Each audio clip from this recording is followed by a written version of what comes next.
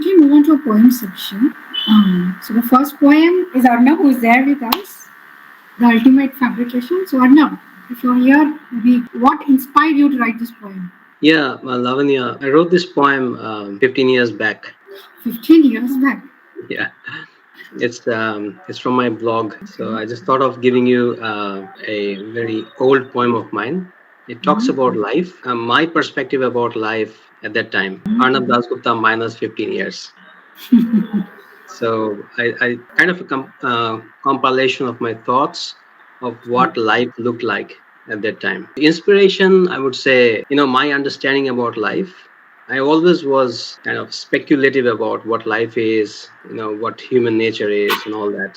I think that inspired me to write this particular poem. To give you a quick background of what it is, first stanza: love, peace, and strings of vibration, of heaven, of positivity, of verbatim hopes, demands of layer unformed, and claiming the multi-knot ropes.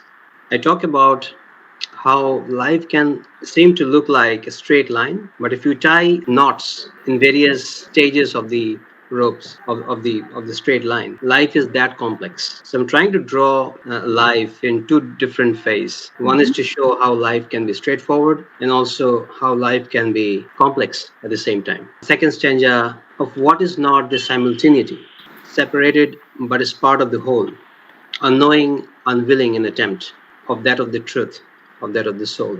The second stanza talks about I was very much influenced reading Einstein's theory of relativity at that time. So simultaneity is one part of that theory. It talks about how life can be universal, absolute, and also can be relativistic at the same time. I'm always talking about two different phases of life, how it can be visualized as a whole, at the same time can be visualized in parts, relativity and whole. The third para: in building the livable in here, in reciting the joins and bits, the progression is in varied phases, the occurrence in several meets. It again talks about the phases of life.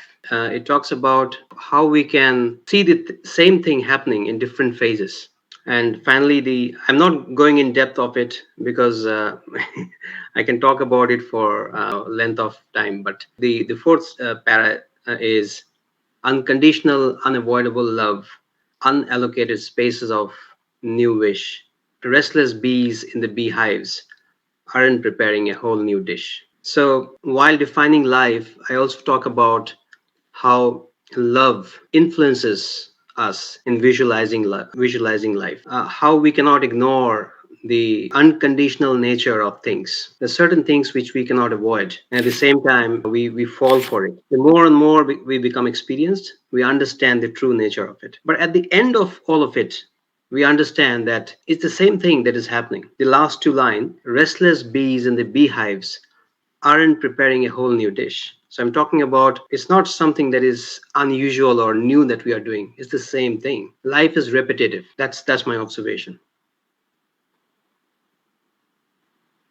Thank you for a detailed explanation. So nice to have your poem here.